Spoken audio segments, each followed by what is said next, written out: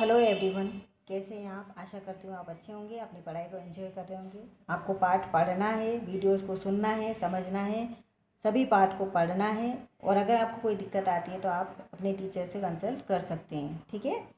चलिए, आज हम आपके लिए आपकी पाठ्य पुस्तक सुगम भारती का तीसरा पाठ सुभद्रा कुमारी चौहान पढ़ने जा रहे हैं और आपको इसको समझना है। इस पाठ में सुभद्रा कुमारी चौहान, आपको पता है सुभद्रा कुमारी चौहान कौन थी।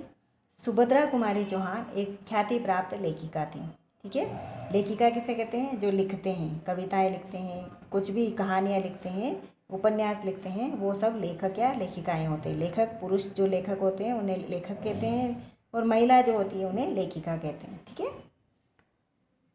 बच्चों, आपने यह कविता तो सुनी होगी। बुंदेले हर बोलों के मुँह हमने सुनी कहानी थी, खूब लड़ी मर्दानी वह तो झांसी वाली रानी थी। ये बहुत ही प्रसिद्ध कविता है और मुझे पूरा विश्वास है कि आपने इस कविता की ये चंद लाइनें तो ज़रूर ही सुनी होगी। सुनने वाले को जोश से भर देती है और ऐसा लगता है कि अपने देश के लिए मैं क्या न करूं, ठीक है। अपने देश के लिए मर मिटने की भावना इस कविता को सुनकर हर किसी व्यक्ति के मन में आती है। इस कविता में झांसी की रानी लक्ष्मीबाई की वीरता की गाथा कही हुई है ना। जानते हो इस कविता की रचना किसने की? इसकी रचयिता है श्रीमती सुभद्रा कुमारी चौहान। इस कविता को लिखने वाले, रचना यानी लिखना, किसने की है? तो आपको इनका नाम पता होगा, नहीं पता है तो आप जान लीजिए। इनका नाम है सुभद्रा कुमारी चौहान। इन्होंने इसी तरह की अनेक कविताएं लिखी है और इन्होंने इसी तरह की जोशीली, देशभक्ति से ओतप्रोत कई सारी कविताएं लिखी है। सुभद्रा का जन्म सन 1904 ईस्वी में प्रयाग के निहालपुर मोहल्ले में ठाकुर रामनाथ सिंह के घर हुआ था। इनकी माँ का नाम धीराज कुंवर था। सुभद्रा जी का जन्म कब हुआ था? 1904 ईस्वी में। कहाँ हुआ था? प्रयाग, उत्तर प्रदेश में प्रयाग जो शहर है उसमें निहालपुर मोहल्ला है। वहाँ पर ठाकुर, इनके पिताजी का नाम था ठाकुर रामनाथ सिंह और माताजी का नाम था धीराज कुंवर। उनके घर पर हुआ था। 5 वर्ष की उम्र में इनको स्कूल में भर्ती किया गया। जब ये 5 साल की थी तो इन्हें स्कूल में भर्ती किया। अपनी तीक्ष्ण बुद्धि और काव्य प्रतिभा के कारण वे सभी अध्यापकों की चहेती बन गई।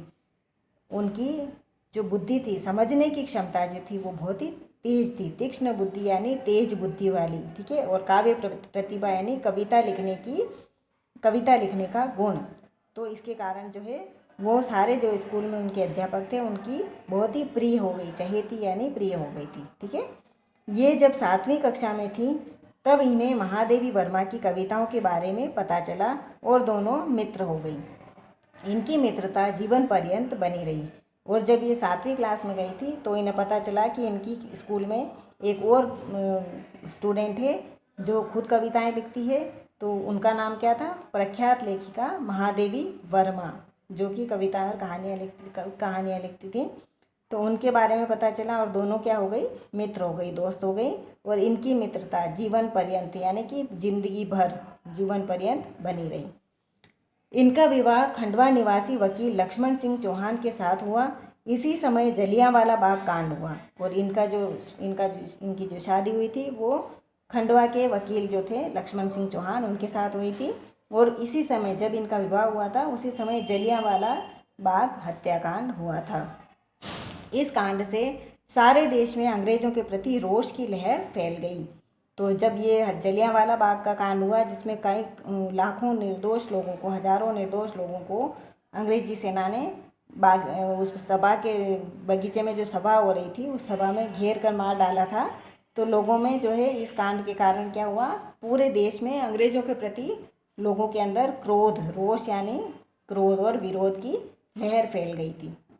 इसी बीच गांधी जी ने विदेशी वस्तुओं तथा असहयोग आंदोलन के लिए छात्रों का आह्वान किया। और इसी बीच में क्या होता है? महात्मा गांधी ने विदेशी वस्तुओं का बहिष्कार करने के लिए और असहयोग आंदोलन, विदेशी वस्तुओं का बहिष्कार मतलब जो लोग बाहर की, विदेश के कपड़े या कोई सामान यूज़ करते थे तो उसको बाहर फेंक दें, उसका इस्तेमाल करना बंद कर दें। और असहयोग आंदोलन यानी कि सरकार को, जो अंग्रेज़ सरकार है उसको उनके कामकाज में किसी भी प्रकार का सहयोग ना करें, इसके लिए जो है छात्रों का आह्वान किया था। उनको मतलब बोला था कि हमें ये आंदोलन शुरू करना है। इससे प्रेरित होकर सुभद्रा और लक्ष्मण सिंह ने भी इन आंदोलनों में भाग लेने का निश्चय किया और महात्मा गांधी की प्रेरणा से सुभद्रा कुमारी चौहान और उनके पति लक्ष्मण सिंह ने भी इनमें भाग लेने का निश्चय कर लिया। सुभद्रा कुमारी चौहान ने राष्ट्रीय आंदोलनों में जी जान से योगदान दिया। सुभद्रा कुमारी ने हमारे देश की आज़ादी के लिए जितने भी आंदोलन हुए उन सब में जी जान से योगदान दिया, मतलब वो सब में शामिल रहीं। उनके भाषण बहुत जोशीले होते थे तथा वे बीच बीच में कविताएं भी सुनाती थी। जब वो मंच पर भाषण देती थी तो वो लोगों को जोश से भर देते थे, इतने जोशीले भाषण होते थे उनके।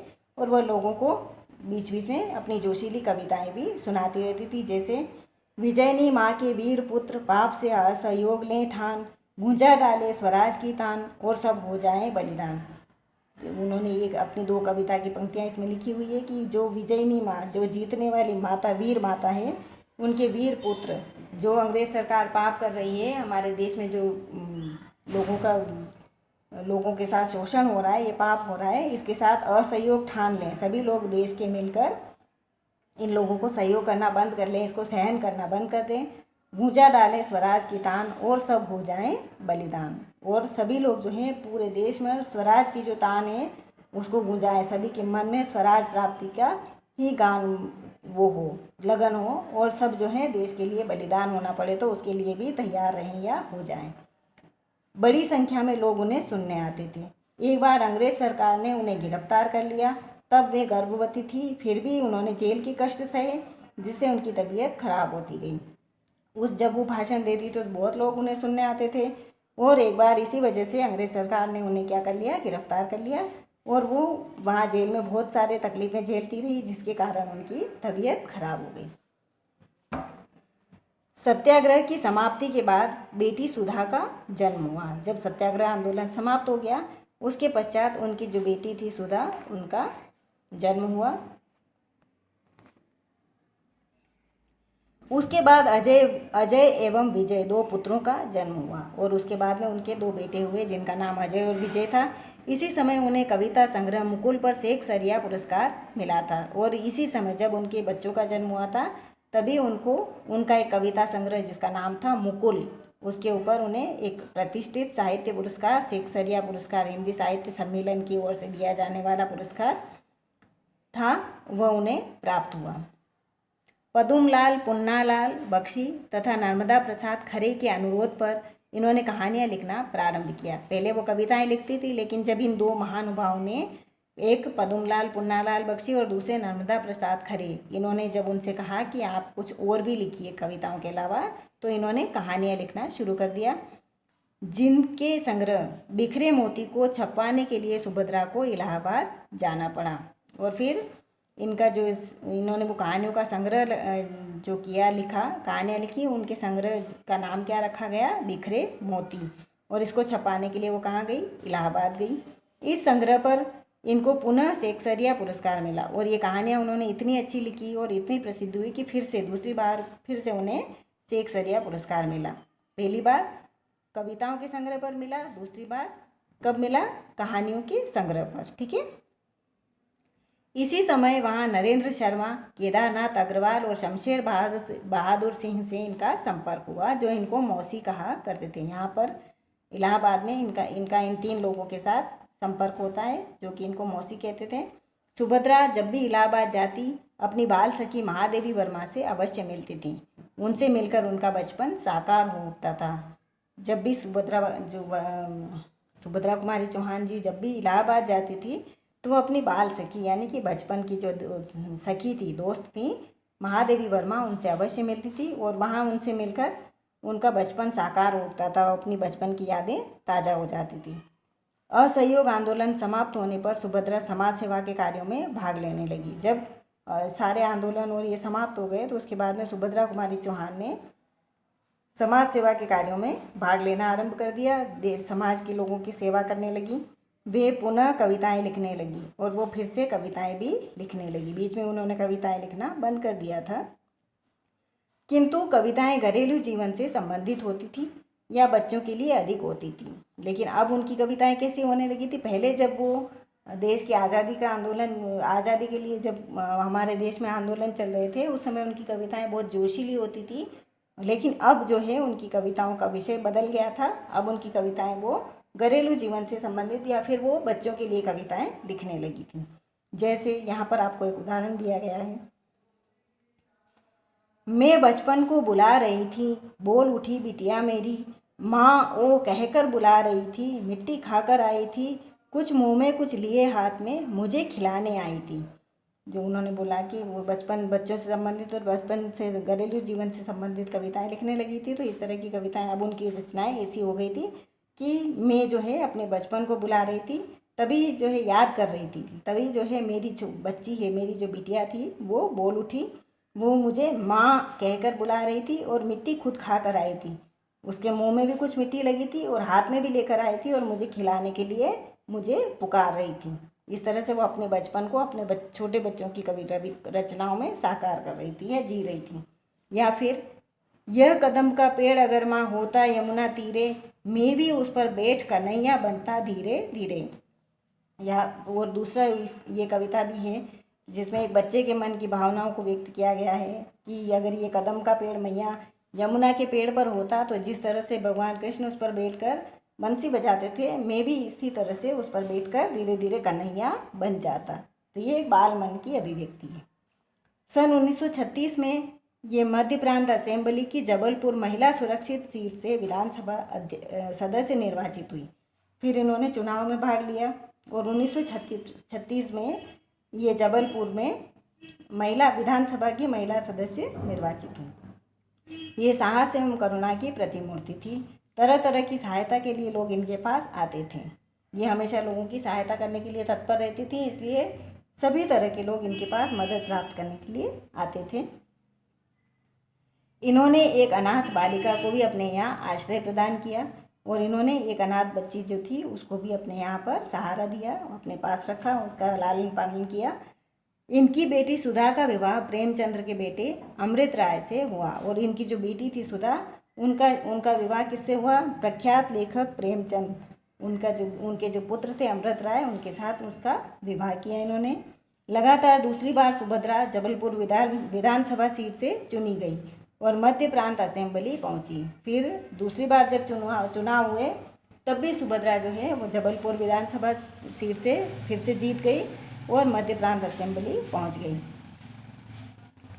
इसी बीच 30 जनवरी 1948 को गांधी जी की मृत्यु का समाचार मिला। इसी बीच क्या होता है कि महात्मा गांधी की 30 जनवरी 1948 को मृत्यु हो जाती है और इसकी जब खबर उन्हें मिलती है जिससे उन्हें गहरा आघात लगा और इससे उन्हें बहुत ही ज़्यादा गहरा आघात लगता है, चोट लगती है या वो आहत होती हैं, वे टूट सी गई। शायद उन्हें अपनी मृत्यु का पूर्व आभास भी हो गया था, इसलिए मृत्यु के 3-4 दिन पहले उन्होंने अपनी बेटी सुधा से कहा था।